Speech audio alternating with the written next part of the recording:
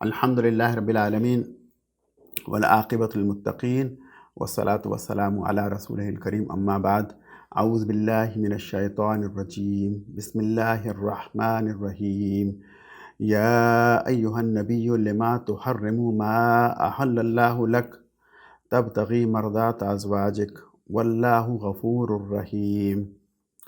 اے نبی، تم کیوں ان چیزوں کو حرام قرار دیتے ہو جو اللہ نے تمہارے لیے حلال کی ہیں؟ کیا اس لیے کہ تم اپنی بیویوں کی خوشی چاہتے ہو؟ اللہ معاف کرنے والا اور رحیم ہے۔ معزز سامعین اور ناظرین، آج الحمدللہ 27ویں تراویح کی نماز ادا کی گئی، اور آج قاری صاحب نے سورہ تحریم، سورہ ملک، القلم، الحاقہ، المعارج، نوح، جن اور المزمل یعنی 8 صورتوں کی تلاوت کی گئی۔ آج کی پہلی صورت سورہ التحریم ہے۔ سورہ تحریم مدنی صورت ہے، 7 ہجری میں نازل ہوئی، اور اس کے موضوع اور مباحث یہ ہیں کہ اس میں اہل و عیال سے متوازن رویہ اختیار کرنے کا کہا گیا، یعنی محبت والا رویہ بھی ہو لیکن ساتھ ساتھ نگرانی بھی کی جائے، اور یہ بتایا گیا کہ حلال و حرام کا اختیار صرف اللہ کے پاس ہے۔ اس صورت میں قسم کا کفارہ ادا کرنے کا بھی کہا گیا، توبۃ نصوح کی بات کی گئی، اور بیویوں کے لیے شوہر کے راز کی حفاظت کے لیے کہا گیا، اور یہ بھی کہا گیا کہ اپنے اہل و عیال کو جہنم کی آگ سے بچاؤ۔ تو سورہ تحریم کا آغاز ہوتا ہے کہ اے نبی، آپ اس چیز کو کیوں حرام قرار دیتے ہیں جسے اللہ نے حلال قرار دیا ہے؟ اس کا پس منظر یہ ہے کہ رسول اکرم صلی اللہ علیہ وسلم کا یہ معمول تھا کہ آپ عصر اور مغرب کے درمیان تمام ازواج مطہرات کے حجروں کا دورہ کیا کرتے تھے، ہر ایک کے پاس تھوڑا تھوڑا ٹھہرتے، اور اس طرح سب لوگوں سے ان کے حالات سے واقفیت ہوتی، کوئی مسئلے مسائل ہوتے، ضروریات ہوتی تو آپ پوری فرماتے۔ ایک دفعہ سیدہ زینب بنت جہش کے ہاں ایک شہد آیا، اور شہد آپ کو بہت پسند تھا، تو آپ وہاں رک کر کھاتے تھے شہد کو، اس میں تھوڑی دیر زیادہ لگ جاتی تھی۔ جب کچھ روز تک آپ کا یہ معمول یہ رہا تو دوسری ازواج مطہرات بالخصوص سیدہ عائشہ رضی اللہ تعالی عنہا کو یہ بات ناگوار گزری، چنانچہ انہوں نے حضرت سودا اور حضرت حفصہ سے مل کر یہ طے کیا کہ جب بھی رسول اکرم صلی اللہ علیہ وسلم ان کے ہاں آئیں تو ان سے کہیں کہ آپ کے منہ سے مغافیر کی بو آ رہی ہے۔ مغافیر یہ پھول تھا جس سے وہ شہد بنایا گیا تھا، یعنی مکھیوں نے اس مغامیر کے پھولوں سے رس چوسا تھا، اس کے بعد شہد بنایا تھا۔ جب 2-3 ازواج نے یہ بات مسلسل کہی تو پھر آپ کو یہ وہم ہونے لگا کہ شاید واقعی آپ کے منہ سے یہ بو آ رہی ہے، چونکہ آپ طبعاً بہت نفاست پسند تھے، اس لیے طبیعت پہ یہ گراں گزرا، اور آپ نے قسم کھا لی کہ اب میں یہ شہد نہیں پیا کروں گا۔ تو اللہ تعالیٰ نے اس بات کو پسند نہیں کیا اور آپ سے کہا کہ آپ حلال چیزوں کو حرام مت کیجیے، اور قسم اپنی توڑ دیجیے، اور قسم توڑنے کا طریقہ یہ بتایا کہ اس پابندی سے نکلنے کا طریقہ یہ ہے کہ اگر کوئی انسان اپنے قسم توڑتا ہے تو 10 مساکین کو کھانا کھلائے، یا 10 مساکین کو کپڑے پہنائے، یا 60 دن کے روزے مسلسل رکھے، یا ایک غلام آزاد کرے۔ ان میں سے کوئی بھی ایک چیز کافی ہوگی قسم کا کفارہ ادا کرنے کے لیے۔ اس کے بعد اللہ تعالیٰ نے میاں بیوی کے راز کی بات کی۔ ابھی اللہ کے نبی کا معاملہ تو بہت ہی اہم تھا کہ اللہ کے نبی کے راز تو بہت زیادہ اہم ہیں، ان کی تو ہر حال میں حفاظت کی جانی چاہیے۔ ہوا یہ کہ ایک دفعہ نبی علیہ السلام نے ایک راز کی بات اپنی ایک زوجہ محترمہ سے کہی، لیکن اس زوجہ محترمہ نے وہ راز فاش کر دیا اور کسی اور کو یہ بات بتا دی۔ جب یہ بات بتا دی تو اللہ تعالیٰ نے وحی کے ذریعے نبی علیہ السلام کو آگاہ کر دیا، تو آپ نے اس زوجہ کو خبردار کیا کہ تم نے یہ راز کسی اور کو بتا دیا۔ قرآن کے الفاظ میں کہ خبردار بھی کیا اور کچھ درگزر بھی کیا۔ تو اس زوجہ نے پوچھا کہ آپ کو یہ بات کس نے بتائی کہ میں نے راز فاش کیا؟ تو حضور نے فرمایا کہ مجھے خبیر و علیم یعنی اللہ تعالیٰ نے بتایا، جو ہر بات کو جاننے والا ہے۔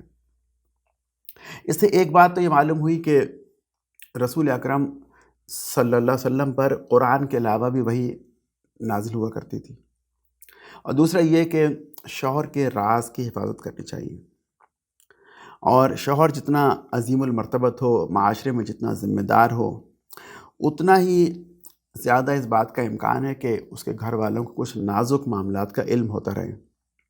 پھر گھر والوں کے ذریعے راز دوسروں تک پہنچنے کا امکان بھی رہتا ہے، اور یہ بعض اوقات خطرناک بھی ہو جاتا ہے۔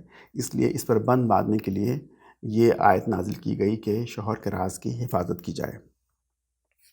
اس کے بعد اللہ تعالیٰ نے فرمایا کہ اپنے آپ کی اور اپنے گھر والوں کی جہنم کی آگ سے حفاظت فرماؤ۔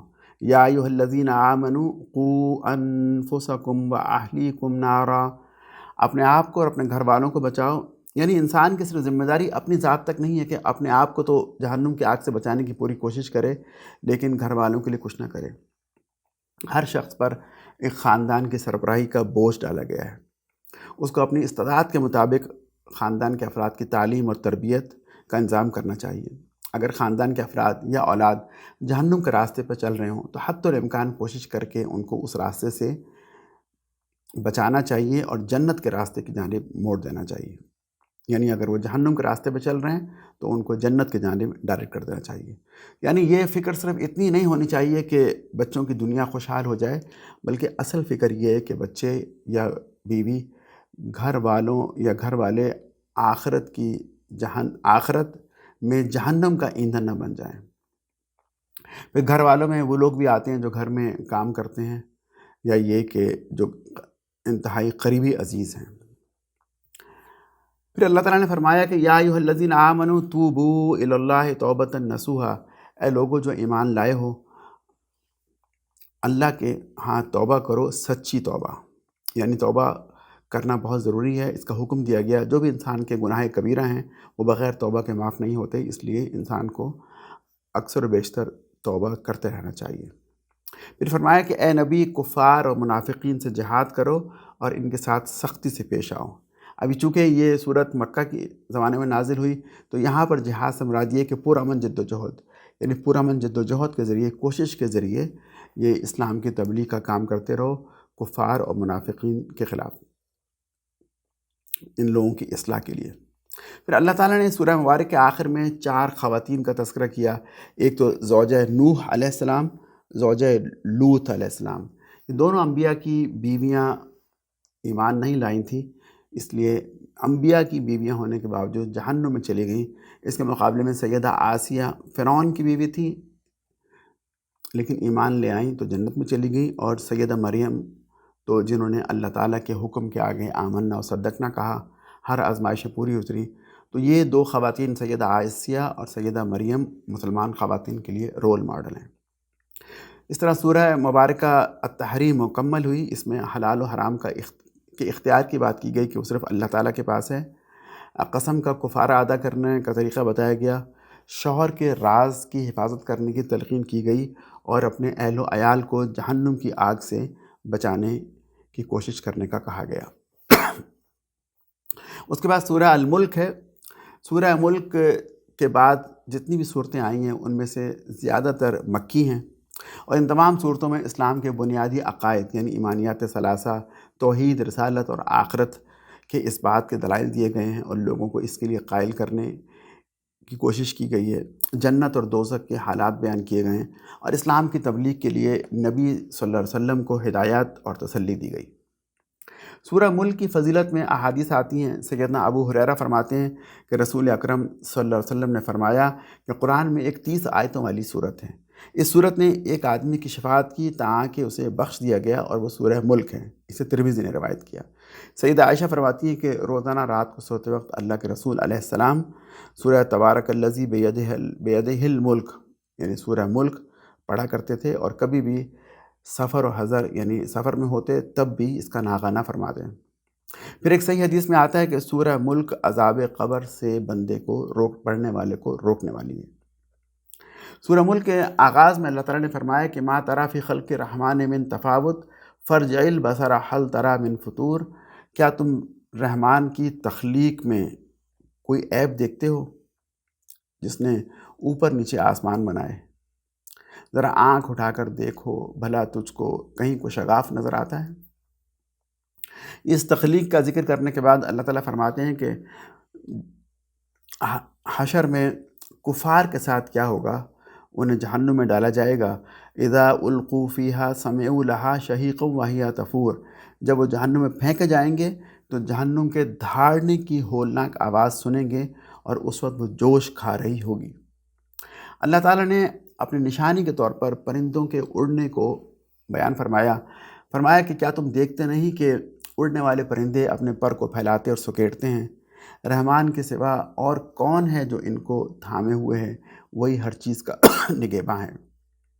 اگلی آیات میں اللہ تعالیٰ نے خبردار کیا کہ کیا تم اس سے بے خوف ہو کہ جو آسمان میں ہے تمہیں زمین میں دھسا دے اور یک زمین ہلنے لگے، یعنی مکہ کے کفار کو تنبیہ کی گئی۔ اور کیا تم اس سے بے خوف ہو کہ وہ آسمان سے تم پر پتھراؤ کرنے والی ہوا بھیج دے اور پھر وہ اس چیز کو قریب سے دیکھ لیں تو جنہوں نے ان کا انکار کیا تھا ان کے چہرے بگڑ جائیں گے، یعنی عذاب کو، اور اس وقت ان سے کہا جائے گا کہ یہی وہ چیز ہے جس کے لیے تم تقاضا کیا کرتے تھے کہ لے آؤ عذاب، اب آ گیا عذاب، اب دیکھ لو، اب چکھ لو اس کا مزہ۔ کفار سے آخر میں دو سوالات کیے گئے۔ ایک تو سوال یہ کیا گیا کہ نبی علیہ السلام تمہیں اللہ کی جانب بلاتے ہیں اور تم اس کا انکار کر رہے ہو، اگر یہ بلانے والے دنیا سے چلے جائیں، ان پر اللہ تعالیٰ موت طاری کر دیں، تو اس سے تمہاری قسمت کیسے بدل جائے گی؟ تمہیں تو اپنی فکر کرنی چاہیے کہ ایسا نہ ہو کہ تم پر عذاب آ جائے۔ یعنی محمد صلی اللہ علیہ وسلم نے پیغام پہنچا دیا، ابھی دنیا میں رہیں یا نہ رہیں تمہیں تو اکاؤنٹیبل ہونا ہوگا اور اس دعوت کو قبول نہ کرنے کی جواب دہی دینا ہوگی۔ پھر ایک اور سوال اللہ تعالیٰ نے کیا کفار مکہ سے کہ تم عرب کے صحراؤں میں، پہاڑوں میں سفر کرتے ہو، آتے اور جاتے ہو، تو تمہاری زندگی کا سارا انحصار پانی پر ہے۔ جو کسی جگہ زمین سے پانی نکل آتا ہے تو تم وہاں جا کے اپنا مسکن بنا لیتے ہو۔ اگر اللہ تعالیٰ ہی زمین کے پانی کو گہرا لے جائے، اسے غائب کرتے، تو کون ہے جو اسے واپس لے آئے گا؟ ذرا سوچو۔ یہاں پر سورہ ملک مکمل ہوتی ہے۔ اس صورت میں بھی اسلام کے بنیادی عقائد کا اس بات کیا گیا۔ اس کے بعد سورہ القلم ہے۔ سورہ القلم مکہ کی زندگی کے اس زمانے میں نازل ہوئی جبکہ شدید مزاحمت ہو رہی تھی۔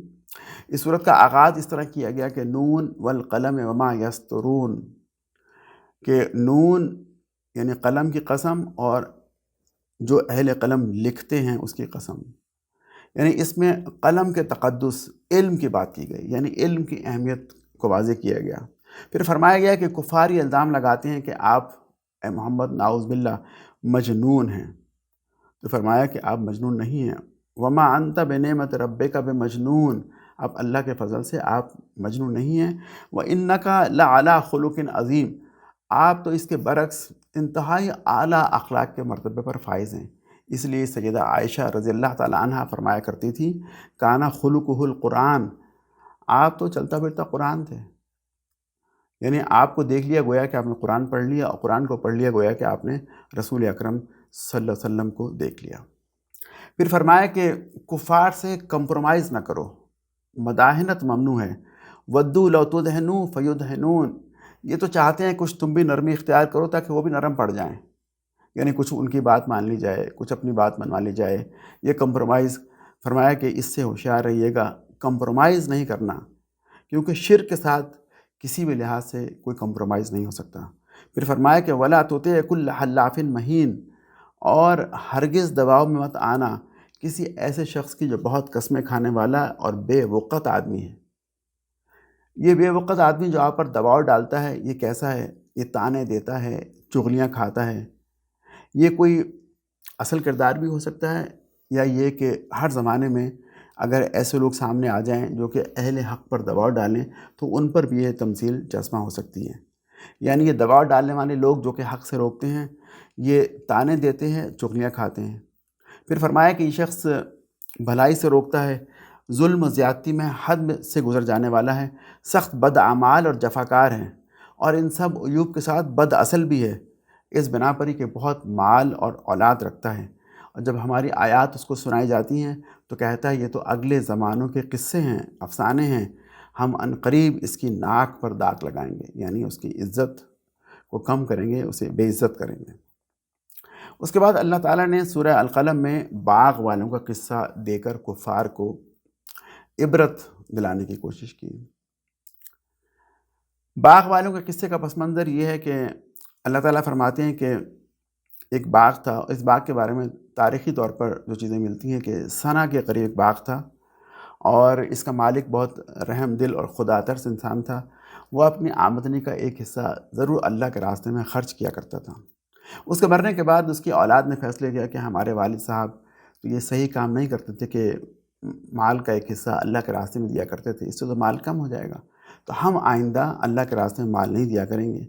تو ایک مرتبہ جب ان کی فصل پک کر تیار ہو گئی اور پھل کاٹنے کا توڑنے کا وقت آیا، تو ایک رات پہلے انہوں نے قسم کھائی کہ ہم صبح سویرے ضرور اپنے باغ میں جائیں گے اور پھل توڑیں گے اور کسی بھی غریب کی مدد نہیں کریں گے۔ ابھی وہ سو ہی رہے تھے کہ تمہارے پروردگار کی طرف سے راتوں رات اس پر ایک آفت پھر گئی اور ان کا وہ سارا باغ تباہ ہو گیا۔ یہاں اللہ تعالیٰ فرماتے ہیں کہ کذالک العذاب، ایسا ہوتا ہے عذاب، ولا عذاب الآخرتی اکبر لو کانوا یعلمون، اور جو آخرت میں عذاب ہوگا وہ تو اس سے بھی زیادہ بڑا ہوگا، کاش کہ یہ لوگ سمجھتے ہیں۔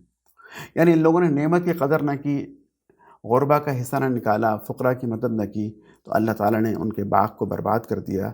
اب یہ اہل مکہ کو خبردار کیا جا رہا ہے کہ باغ کی شکل میں ایک نعمت، نبی علیہ السلام بھی تمہارے درمیان موجود ہیں، تم اس نعمت کی قدر نہیں پہچان رہے، ناقدری کر رہے ہو، ایسا نہ ہو کہ اللہ تعالیٰ تمہیں بھی برباد کر دے۔ پھر اللہ تعالیٰ نے سجدے کا ذکر کیا، کہا کہ جب پنڈلی سے کپڑا اٹھا دیا جائے گا تو کفار سجدے کے لیے بلائے جائیں گے، لیکن وہ سجدہ نہیں کر سکیں گے۔ کیوں نہیں کر سکیں گے؟ اس لیے کہ کانوا یدعون الی السجود وہم سالمون، کہ دنیا میں ان کو بلایا جاتا تھا سجدہ کرنے کے لیے اور وہ ٹھیک ٹھاک تھے، لیکن سجدہ کرنے یعنی نماز پڑھنے کے لیے نہیں آتے تھے۔ اب وہ سجدہ کرنا چاہیں گے لیکن انہیں اس کی اجازت نہیں ہوگی، ان کی نگاہیں نیچی ہوں گی، ذلت ان پر چھا رہی ہوگی، اور یہ جب صحیح سالم تھے تو اس وقت جو ہے نا وہ ہماری عبادت سے انکار کیا کرتے تھے۔ پھر اللہ تعالیٰ صبر کا حکم دے رہے ہیں، فرما رہے ہیں کہ اپنے پروردگار کے حکم کے انتظار میں صبر کیے رہو اور مچھلی کا لقمہ بننے والے یونس کی طرح نہ ہو جاؤ کہ انہوں نے خدا کو پکارا اور وہ غم اور غصے میں بھرے ہوئے تھے۔ سورہ کے آخر میں فرمایا کہ جب یہ کافر لوگ کلام نصیحت قرآن سنتے ہیں تو تمہیں ایسی نظروں سے دیکھتے ہیں گویا تمہارے قدم اکھاڑ دیں گے، اور کہتے ہیں یہ تو ضرور دیوانہ ہے، تو تم ان کی باتوں میں صبر کیے جاؤ۔ سورہ قلم یہاں مکمل ہوئی۔ سورہ قلم کے بعد سورہ الحاقہ ہے۔ سورہ الحاقہ مکی صورت ہے، اس کا موضوع آخرت اور قرآن کا بیان ہے۔ پہلی آیت میں بتایا گیا کہ قیامت کا آنا یقینی ہے، اور ثبوت کے طور پر قوم سمود، قوم عاد، قوم فرعون اور قوم نوح کا ذکر کیا گیا کہ ان قوموں کو بھی ہم نے ہلاک کر دیا، تو ان پر تو قیامت آ گئی۔ جب وہ جو ہلاک ہو گئے اب وہ چلے گئے، ان کا حساب کتاب ہوگا، تو ان سے سبق حاصل کرو۔ پھر اس کے بعد آیت نمبر 13 سے 17 میں حشر کا منظر کھینچا گیا۔ فرمایا کہ جب سور پھونکا جائے گا، جب سور میں پھونک ماری جائے گی اور زمین اور پہاڑوں کو اٹھا کر ایک ہی چوٹ میں ریزہ ریزہ کر دیا جائے گا، اس دن آسمان پھٹے گا اور اس کی بندش ڈھیلی پڑ جائے گی۔ وہ دن ہوگا جب تم لوگ پیش کیے جاؤ گے اور تمہارا کوئی راز چھپا نہ رہ جائے گا۔ اس وقت جس کا نامہ اعمال اس کے سیدھے ہاتھ میں دیا جائے گا، وہ کہے گا لو دیکھو، پڑھو یہ میرا نامہ اعمال، میں سمجھتا تھا کہ مجھے ضرور اپنا حساب ملنے والا ہے۔ بس وہ شخص یعنی سیدھے ہاتھ میں نامہ اعمال وصول کرنے والا شخص عالی مقام جنت میں مزے میں ہوگا، اور ایسے لوگوں سے کہا جائے گا کہ تم یہاں خوش و خرم رہو، کھاؤ اور پیو اپنے اعمال کے بدلے جو دنیا میں تم کرتے تھے۔ اور جس کا نامہ اعمال اس کے بائیں ہاتھ میں دیا جائے گا، وہ کہے گا کہ کاش میرا نامہ اعمال مجھے نہ دیا ہوتا اور میں یہ نہ جانتا کہ میرا حساب کیا ہے، آج میرا مال میرے کچھ کام نہ آیا۔ حکم ہوگا کہ پکڑو اسے، اس کی گردن میں توق ڈال دو اور پھر اس کو 70 ہاتھ لمبی زنجیر میں جکڑ دو، پھر اسے جہنم میں جھونک دو۔ یہ اللہ بزرگ و برتر پر ایمان نہ لاتا تھا، اب اس کی سزا چکھے۔ سورہ مبارکہ کے دوسرے رکوع میں اللہ تعالیٰ نے قرآن کا من جانب اللہ ہونا ثابت کیا، یعنی قرآن اللہ تعالیٰ کی جانب سے ہے۔ سید عمر بن خطاب رضی اللہ تعالیٰ عنہ فرماتے ہیں کہ اسلام لانے سے پہلے میں نے ایک دفعہ سوچا کہ میں نکل کر کچھ نبی علیہ السلام کو تکلیف پہنچاؤں۔ میں نکلا تو دیکھا تو آپ تو خانہ کعبہ میں اس وقت نماز پڑھ رہے تھے اور آہستہ زبان میں، آہستہ آواز میں قرآن پاک کی سورہ الحاقہ کی تلاوت فرما رہے تھے۔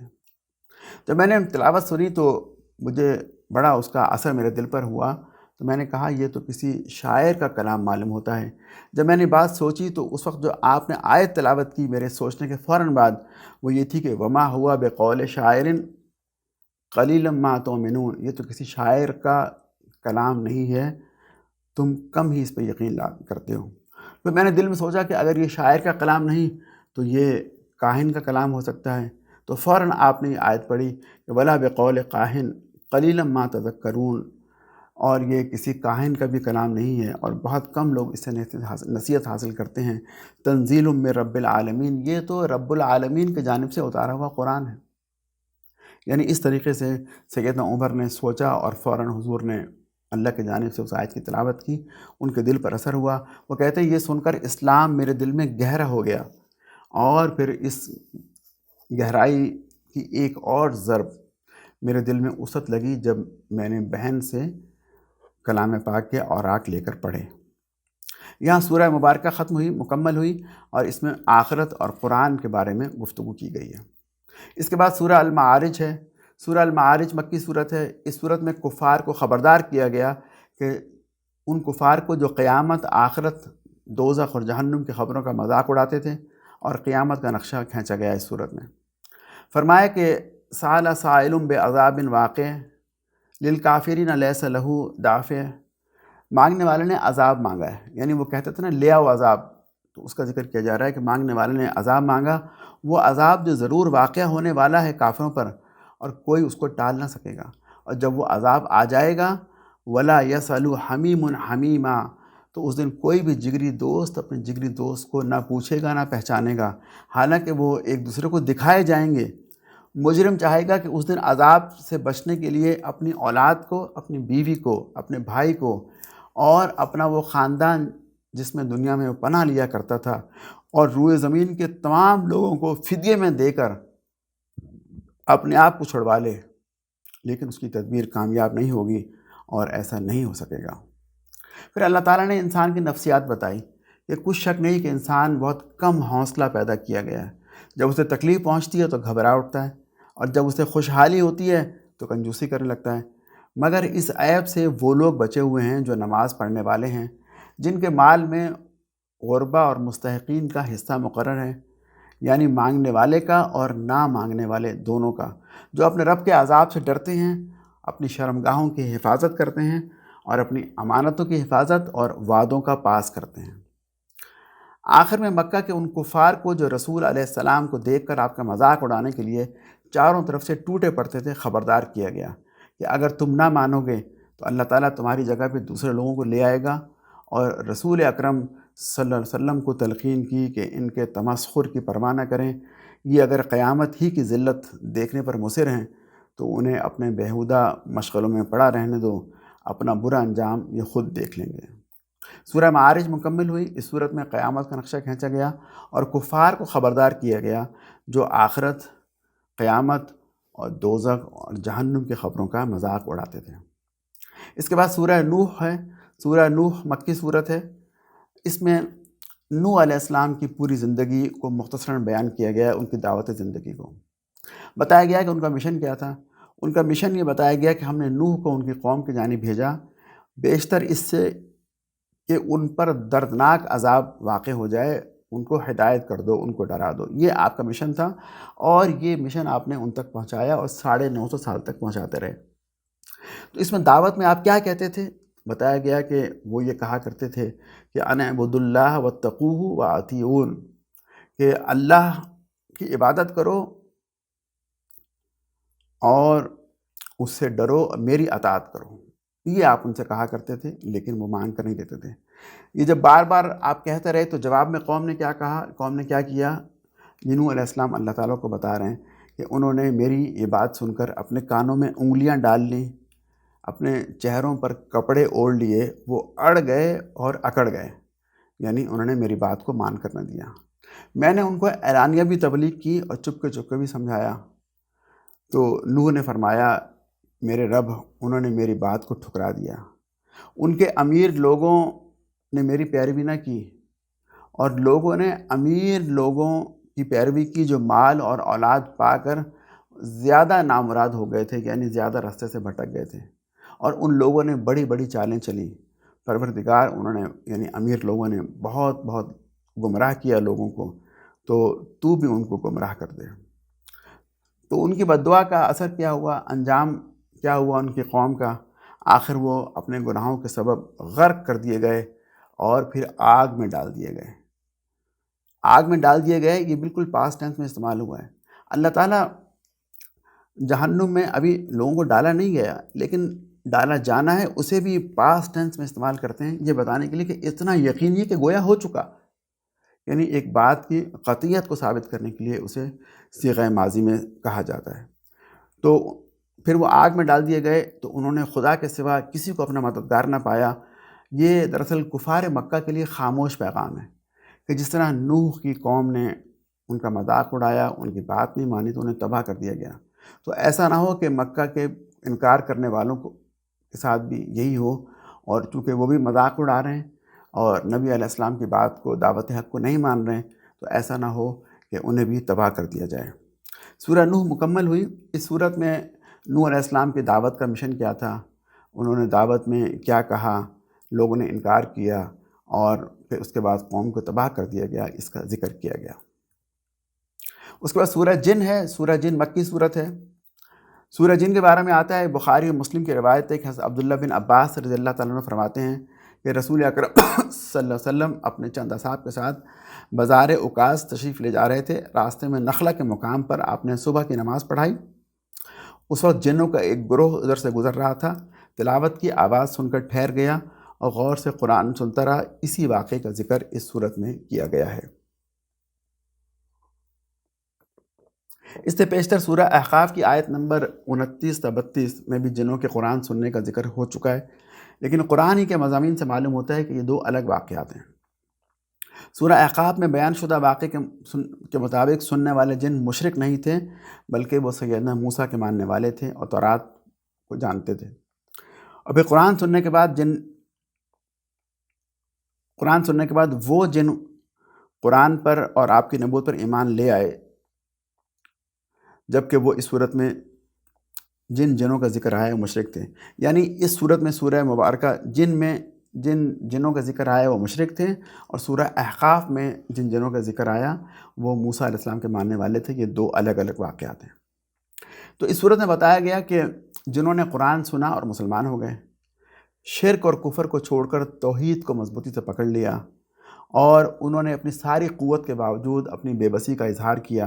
وہ کہتے ہیں کہ ہم اللہ تعالیٰ کو عاجز نہیں کر سکتے، نہ دوڑ کر کہیں جا سکتے ہیں، اور جن اقرار کرتے ہیں کہ ان کے درمیان اطاعت گزار بھی ہیں اور فاسق بھی، اور جن اس بات کا بھی اعتراف کرتے ہیں کہ فسق و فجور کا راستہ جہنم میں لے جائے گا اور اطاعت کا راستہ اللہ تعالیٰ کے انعامات کا دروازہ کھول دے گا۔ اس صورت میں اللہ تعالیٰ نے مسجدوں کے بارے میں فرمایا کہ ان المساجد للہ فلا تدعوا مع اللہ احدا، کہ بے شک مسجدیں تو اللہ تعالیٰ کے لیے ہیں، تو ان مسجدوں میں اللہ کے سوا کسی اور کو نہ پکارو، یعنی مسجدوں میں شرک نہ کرو۔ پھر فرمایا کہ اللہ تعالیٰ عالم الغیب ہے، اپنے غیب پر کسی کو مطلع نہیں کرتا سوائے اس رسول کے جسے اس نے غیب کا کچھ علم دینے کے لیے پسند کر لیا ہو۔ تو اس کے آگے جب وہ غیب کا علم اس رسول کو دیتا ہے تو اس کے آگے اور پیچھے محافظ لگا دیتا ہے، تاکہ وہ جان لے کہ انہوں نے اپنے رب کے پیغامات پہنچا دیے، اور وہ ان کے پورے ماحول کا احاطہ کیے ہوئے ہے، اور ایک ایک چیز کو اس نے گن رکھا ہے۔ یہاں سورہ جن مکمل ہوئی۔ اس صورت میں جنوں کے قرآن سن کر مسلمان ہونے کا ذکر کیا گیا۔ اس کے بعد آج کی آخری صورت ہے سورہ المزمل۔ سورہ المزمل 2 رکوع پر مشتمل ہے۔ پہلا رکوع مکی ہے، دوسرا رکوع مدنی ہے، اور اس میں آپ صلی اللہ علیہ وسلم کی کیفیت یعنی اوڑھ لپیٹ کر سونے، جسے عربی میں مزمل کہتے ہیں، کو سورہ کا نام قرار دیا گیا۔ پہلی 7 آیات میں نبی علیہ السلام کو حکم دیا گیا کہ جس کار عظیم کا بار آپ پر ڈالا گیا ہے اس کی ذمہ داریاں سنبھالنے کے لیے اپنے آپ کو تیار کریں، اور اس کی عملی صورت یہ بتائی گئی کہ راتوں کو اٹھ کر آدھی رات یا اس سے کچھ کم نماز پڑھا کریں، یعنی تہجد کی نماز پڑھا کریں۔ یہ مکہ کے دور کا رکوع ہے جو اس زمانے میں نازل ہوا تھا، اور اس زمانے میں تہجد کی نماز فرض تھی، آدھی رات یا اس سے کم۔ آیت نمبر 8 سے 14 میں رسول علیہ السلام کو تلقین کی گئی کہ سب سے کٹ کر اللہ تعالیٰ کے ہو رہی ہے، جو پوری کائنات کا مالک ہے۔ اپنے تمام معاملات اللہ تعالیٰ کے سپرد کر دیجئے۔ مخالفین جو باتیں بھی آپ کے خلاف بنا رہے ہیں ان پہ صبر کیجئے، آپ کے تمام معاملات کو اللہ تعالیٰ خود دیکھ لیں گے۔ اس کے بعد آیات نمبر 15 سے 19 میں ان لوگوں کو جو کہ رسول علیہ السلام کی مخالفت کر رہے تھے خبردار کیا گیا کہ ہم نے اسی طرح ایک رسول فرعون کی جانب بھیجا تھا، تو فرعون اور اس کے پیرووں نے، آل فرعون نے موسیٰ علیہ السلام کی بات کو قبول نہیں کیا، تو دیکھ لو پھر فرعون کس انجام سے دوچار ہوا۔ اگر فرض کر لو کہ دنیا میں تم پر کوئی عذاب نہ آیا، یعنی تم بھی اگر آل فرعون کی طرح غرق نہ کیے گئے، تو قیامت کے روز تو تمہیں اس کفر کی سزا ضرور ملے گی۔ دوسرا رکوع سورہ مزمل کا جو کہ مدینہ میں نازل ہوا، اس میں کہا گیا کہ اے نبی، تمہارا رب جانتا ہے تم کبھی 2/3 رات کے قریب اور کبھی آدھی رات اور کبھی 1/3 رات عبادت میں کھڑے رہتے ہو، یعنی طویل تہجد کی نماز پڑھتے ہو، اور تمہارے ساتھیوں میں سے بھی ایک گروہ ہی عمل کرتا ہے۔ لہٰذا اب اللہ نے تم پر مہربانی کی، اب جتنا تہجد میں قرآن آسانی سے پڑھ سکتے ہو پڑھ لیا کرو، یعنی اب جو ہے وہ جو آدھی رات یا اس سے کچھ کم نماز پڑھنے کا جو فرض معاملہ تھا وہ ختم ہو گیا، اور اسے آپشنل کر دیا گیا اور اس کا وقت بھی کم کر دیا گیا، کیونکہ اللہ کو معلوم ہے کہ تم میں سے کچھ مریض ہیں، کچھ لوگوں نے اگلے دن اٹھ کر رزق کی تلاش میں نکلنا ہوتا ہے، اور کچھ لوگ اللہ تعالیٰ کی راہ میں جہاد کرتے ہیں، جنگ کرتے ہیں۔ اس لیے اللہ تعالیٰ نے یہ سہولت کی کہ اب تہجد کی فرضیت ختم کر کے اسے نفل کر دیا گیا۔ لیکن نماز قائم کرو، زکوٰۃ دو، اللہ کو اچھا قرض دیتے رہو، اور جو بھلائی بھی تم اپنے لیے آگے بھیجو گے اسے اللہ کے ہاں موجود پاؤ گے، وہی زیادہ بہتر ہے اور اس کا اجر بہت بڑا ہے۔ اللہ سے مغفرت مانگتے رہو، وہ غفور الرحیم ہیں۔ یہاں الحمدللہ سورہ مزمل مکمل ہوئی، اور آج کی منزل بھی اور آج 27ویں تراویح کا خلاصہ بھی مکمل ہوا۔ بارک اللہ لی ولکم فی القرآن العظیم۔